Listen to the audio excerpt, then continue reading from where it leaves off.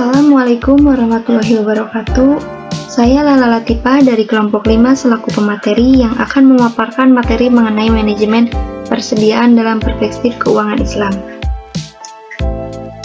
Baik, selanjutnya di sini saya hanya membahas yang pertama mengenai definisi persediaan, yang kedua macam-macam persediaan, yang ketiga fungsi persediaan, yang keempat tujuan pengelolaan persediaan, yang kelima jenis-jenis persediaan, yang keenam, pendekatan manajemen persediaan. Yang ketujuh, konsep manajemen persediaan dalam Islam. Dan yang kedelapan, persediaan dalam perbankan syariah. Baik, selanjutnya, yang pertama mengenai definisi persediaan.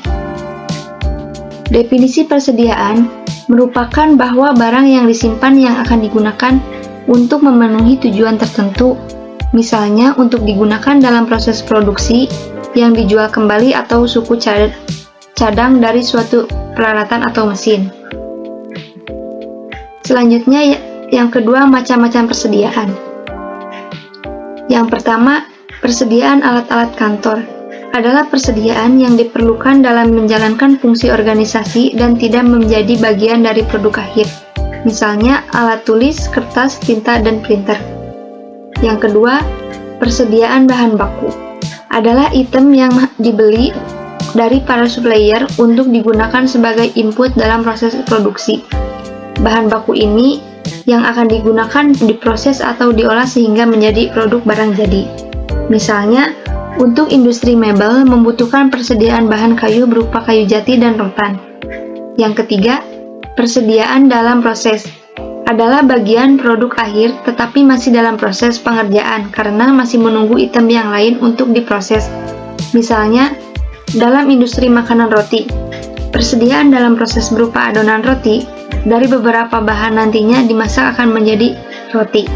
Dan yang keempat, persediaan barang jadi adalah persediaan produk akhir yang siap untuk dijual, didistribusikan atau disimpan yang menjadi inti proses dari produksi. Misalnya dalam industri mobil, itu meliputi mobil itu sendiri. Selanjutnya yang ketiga, fungsi persediaan. Di sini ada yang pertama, fungsi decoupling. Persediaan diadakan agar perusahaan tidak sepenuhnya bergantung pada pengadaannya dalam hal kuantitas dan waktu pengirimannya saja. Persediaan barang dalam proses diadakan agar departemen dan proses individual perusahaan terjaga kebebasannya.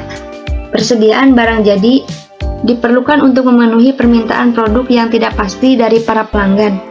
Persediaan dapat digunakan untuk menghadapi fluktuasi permintaan konsumen yang tidak dapat diperkirakan disebut dengan fluctuation stock. Yang kedua, fungsi ekonomi load shedding. Melalui penyimpanan persediaan, perusahaan dapat memproduksi dan membeli sumber daya dalam kuantitas yang dapat mengurangi biaya-biaya per unit. Persediaan ini perlu pertimbangan penghematan karena perusahaan membeli dapat dalam jumlah yang besar dibandingkan dengan biaya-biaya yang timbul karena besarnya persediaan. Dan yang ketiga, fungsi persediaan antisipasi. Persediaan memiliki fungsi antisipasi terhadap fluktuasi pelanggan atau konsumen yang tidak dapat diramalkan berdasarkan pengalaman masa lalu atau permintaan musiman, sehingga perusahaan dapat mengadakan persediaan musiman atau bisa disebut juga dengan seasonal inventories. Selanjutnya yang keempat, tujuan pengelolaan persediaan. Yang pertama, untuk dapat memenuhi kebutuhan dan permintaan konsumen dengan cepat atau memuaskan konsumen. Yang kedua, menjaga kontinuitas produksi atau menjaga agar perusahaan tidak mengalami kehabisan stok persediaan yang mengakibatkan terhentinya proses produksi. Yang ketiga, untuk mempertahankan dan bila mungkin meningkatkan penjualan dan laba perusahaan. Yang keempat, menjaga agar pembelian secara kecil-kecilan dapat dihindari karena dapat mengakibatkan biaya menjadi lebih besar. Dan yang kelima, menjaga supaya penyimpanan dalam implement tidak besar-besaran karena mengakibatkan biaya menjadi besar. Selanjutnya yang kelima, jenis-jenis persediaan. Yang pertama, batch stock atau lot stage inventory merupakan persediaan yang diadakan karena membeli atau membuat bahan dan barang dalam jumlah yang lebih besar. dari jumlah yang dibutuhkan pada saat itu. Jadi, dalam hal ini pembelian atau pembuatan dilakukan untuk jumlah besar, sedangkan penggunaan atau pengeluaran dalam jumlah kecil. Terjadinya persediaan karena pengadaan barang atau bahan yang dilakukan lebih banyak dari yang dibutuhkan. Yang kedua ada stock atau lot size inventory. Ini diantaranya yang pertama memperoleh potongan harga pada saat harga pembelian. Yang kedua memperoleh efisiensi produksi karena adanya operasi atau proses produksi yang lebih lama. Dan yang ketiga adanya penghematan di dalam biaya angkutan. Yang ketiga ada fluctuation stock, merupakan persediaan yang diadakan untuk menghadapi fluktuasi permintaan konsumen yang tidak bisa ditebak. Dalam hal ini, perusahaan mengadakan persediaan untuk dapat memenuhi permintaan konsumen. Apabila tingkat permintaan menunjukkan keadaan yang tidak beraturan atau tidak tetap dan tidak fluktuasi, permintaan tidak dapat diramalkan lebih dahulu. Jadi, apabila fluktuasi permintaan yang sangat besar, maka persediaan ini atau bisa disebut dengan fluctuation stock dibutuhkan sangat besar pula karena untuk menjaga kemungkinan naik turunnya permintaan tersebut. Dan yang kelima ada anticipation stock, merupakan persediaan yang diadakan untuk menghadapi fluktuasi permintaan yang dapat diramalkan berdasarkan pola musiman yang terdapat dalam suatu tahun untuk menghadapi penggunaan atau permintaan yang meningkat. Di samping itu, anticipation stock ini dimaksud juga untuk menjaga kemungkinan sulitnya diperoleh bahan-bahan sehingga tidak mengganggu jalannya produksi atau menghindari kemacetan produksi. Yang keenam, pendekatan manajemen persediaan. Yang pertama, pendekatan tradisional. Operasi pendekatan tradisional merupakan pendekatan yang lebih menekankan biaya persediaan. Pendekatan ini memproduksi komponen produksi dalam jumlah besar dengan maksud untuk mengantisipasi kalau terjadinya sesuatu. Biaya yang terdapat dalam pendekatan tradisional ini adalah yang pertama, biaya penyimpanan atau bisa disebut juga dengan carrying cost atau holding cost, merupakan biaya yang timbul akibat penyimpanan barang sebagai persediaan sepanjang waktu tertentu. Yang kedua, biaya persiapan atau penyetelan atau bisa disebut juga dengan staff cost, merupakan biaya untuk menyiapkan peralatan dan fasilitas sehingga dapat digunakan untuk memproduksi produk atau komponen tertentu. Biaya ini keluar jika perusahaan memproduksi bahan-bahan dasar dalam pabrik sendiri, maka akan menghadapi biaya ini untuk memproduksi komponen tertentu. Yang ketiga, biaya kekurangan persediaan atau bisa disebut juga dengan shortage cost, merupakan biaya yang timbul apabila ada permintaan terhadap barang dan kebetulan tidak tersedianya di gudang atau stock out. Untuk barang tertentu, pelanggan dapat diminta menunda pembeliannya atau pelanggan diminta untuk menunggu. Dalam hal ini, shortage cost yang timbul adalah biaya ekstra untuk membuat lagi barang yang dipesan sehingga proses produksi akan terganggu dan akan menimbulkan kerugian karena perusahaan akan kehilangan kesempatan untuk mendapatkan keuntungan atau akan kehilangan pelanggan. Yang kedua ada pendekatan just in time. Just in time adalah suatu sistem yang memusatkan pada eliminasi aktivitas pemborosan dengan cara memproduksi produk sesuai dengan permintaan konsumen dan hanya membeli bahan sesuai dengan kebutuhan produksi, tepat waktu dan tempat yang tepat.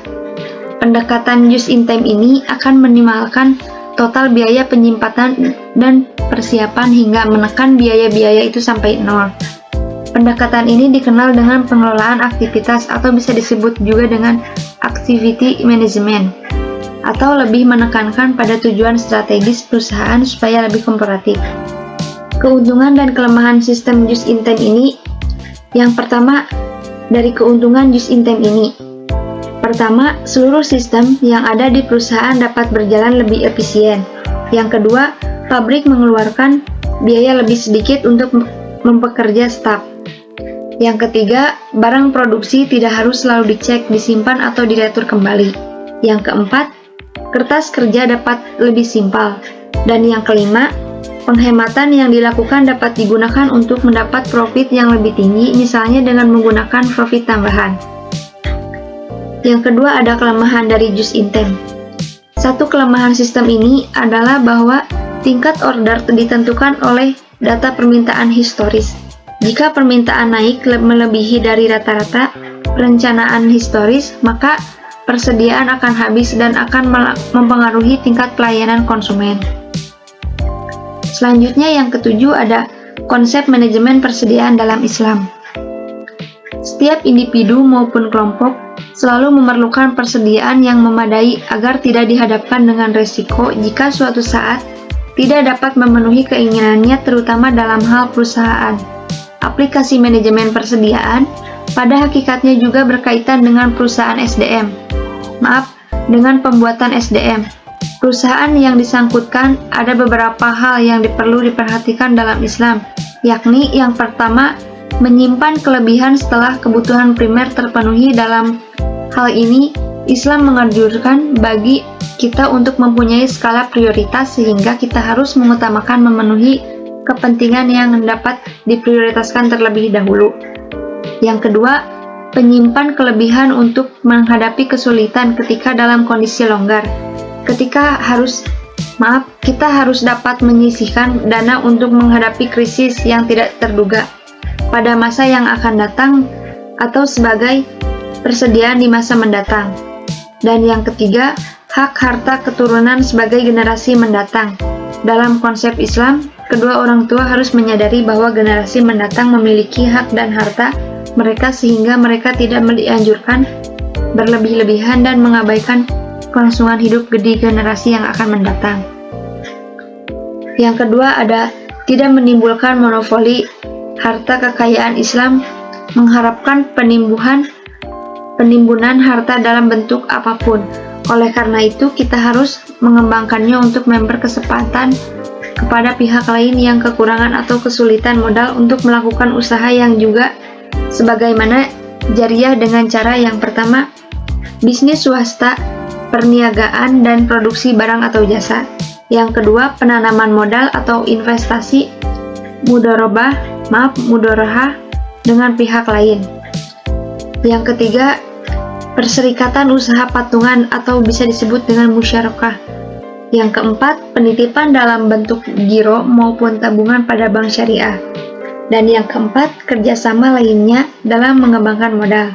Yang ketiga, pengembangan harta dilakukan dengan perusahaan yang baik dan keharusan pengembangan modal atau perniagaan harta harus dilakukan pada bidang yang baik dan halal, jauh dari riba dan hal-hal yang menimbulkan kerusakan. Selanjutnya yang kedelapan, persediaan dalam perbankan syariah. Dalam perbankan syariah menggunakan pendekatan just in time yang merupakan sistem yang dikembangkan atas dasar perbaikan dari kekurangan sistem tradisional persediaan. Dalam perbankan syariah, merupakan aktivitas non-kas yang tersedia untuk yang pertama, dijual dengan akad murabahah. Yang kedua, diserahkan sebagian modal bank dalam akad dalam akad mudharabah atau musyarakah. Yang ketiga, disalurkan dalam akad salam atau salam paralel. Yang keempat, aktiva istisna yang telah selesai tetapi belum diserahkan bank kepada pembeli terakhir.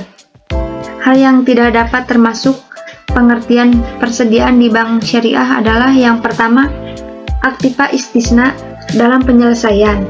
Yang kedua, aktiva tetap yang digunakan oleh bank. Dan yang ketiga, aktiva izaroh. Cukup sekian pemaparan materi mengenai manajemen persediaan dalam perspektif keuangan Islam. Selanjutnya, di sini ada beberapa pertanyaan dari rekan-rekan. Yang pertama dari kelompok 6. Faktor-faktor apa saja yang perlu dipertimbangkan dalam menerapkan manajemen persediaan? Jawabannya, yang pertama, keuangan, yang kedua, pemasok, yang ketiga, lead time atau waktu tunggu, yang keempat, jenis produk, dan yang kelima, faktor eksternal. Selanjutnya ada dari kelompok 7. Mengapa manajemen persediaan sangat penting dalam memperlancar produksi?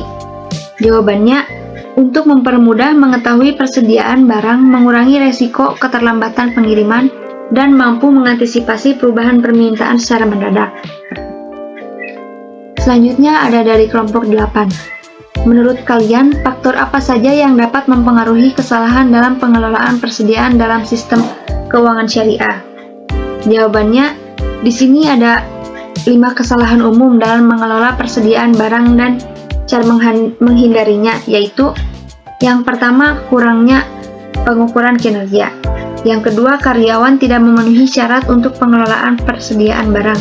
Yang ketiga, perencanaan tidak dapat dilakukan apabila kurangnya perkiraan. Yang keempat, menggunakan cara manual. Dan yang kelima, melakukan perhitungan persediaan barang.